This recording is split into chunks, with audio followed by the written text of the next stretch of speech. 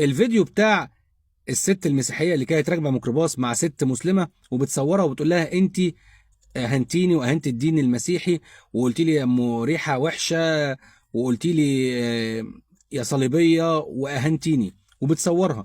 في بعض الناس ممكن تقول ان ممكن تكون بتتبلى عليها، ممكن فعلا، ولكن طب لو بتتبلى عليها الست مداريه وشها ليه؟ الحاجه التانيه، في حد قاعد عمال بيقول لها يا حاجه ليه بتتكلمي عن الدين؟ مالكيش دعوه بالدين. حتى الحاجه لما حبت تخلع لقت الموضوع لابسها قالت لها ما انت شتمت الدين الاسلامي. بدات الست تشاهد اللي حواليها، الست المسيحيه.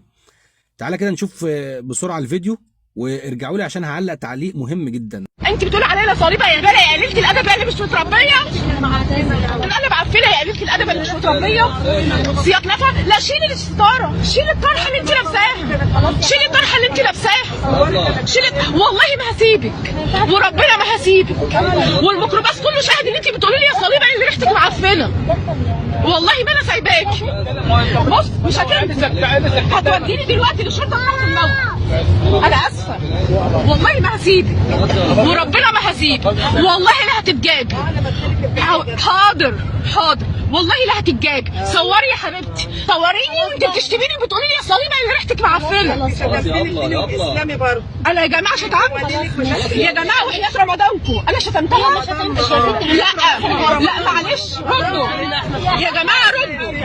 انا شتمتها، انا شتمتها يا جماعه، ردوا. مش هصوركم انا اسف. حد يقول لي اه او لا.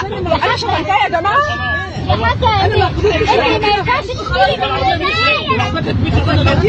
انت ما ينفعش تشتري بالدين. انت ما ينفعش تشتري بالدين خالص. انا شتمتها كلمه حق وانت صايم. انا مش هجيب سيرتك. طب كلمه حق انا شتمتها، شتمتني ولا ما شتمتنيش؟ انت اهو واحنا انت اهو انت اهو انت اتصورتي اهو وهتتجابي. والله العظيم لا هجيبك. تمسحوش ان شاء الله اوعى تمسحوا، اتمسحت من عسكركم. خلاص طب عشان خاطر يا حاجه انت صورت خاطر يا حاجه خلاها تخرس. يا حاجه انت مالكش دعوه بالدين. هي حره. بس مالوش علاقه. خليها تخرس. يا حاجه عيب يا حاجه. وعدت منها برضه عشان انا ما غلطتش فيها. تعليق عن الفيديو ده ان اللي حصل ده هو مش العادي بتاعنا.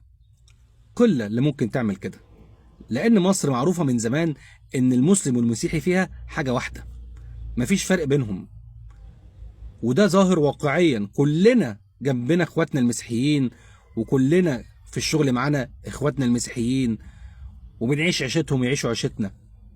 ولكن بيبقى في قله مندسه بتحاول تعمل قلق، بتحاول تقطع في النسيج الواحد ده. مصر معروفة جدا تاريخيا على مستوى العالم كله انها من الناحية بتاعت الوحدة الوطنية مفيش زينا بجد.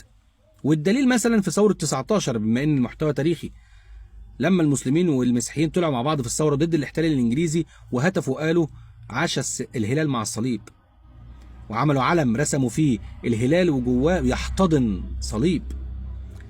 والمشايخ طلعت خطبت عند مذابح الكنائس، والقساوسة راحوا عند المنابر بتاعة المساجد وخطبوا في المسلمين خطب قومية وطنية. فيا جماعة احنا هنفضل واحد. ان كان حد فكره عفن متعفن فكره، مش عاوز اقول كلام يرجعني للقديم بتاعي، بس الدين الاسلامي والدين المسيحي الاتنين بيقولوا لنا نحب بعض ونبقى كويسين مع بعض ونحترم غيرنا من الاديان التانية. فقبل ما تلوموا وتهاجموا اللي بره دينكم او اللي على ديانه غير دينكم، اعرفوا دينكم صح الاول وطبقوا تعاليمه. شكرا.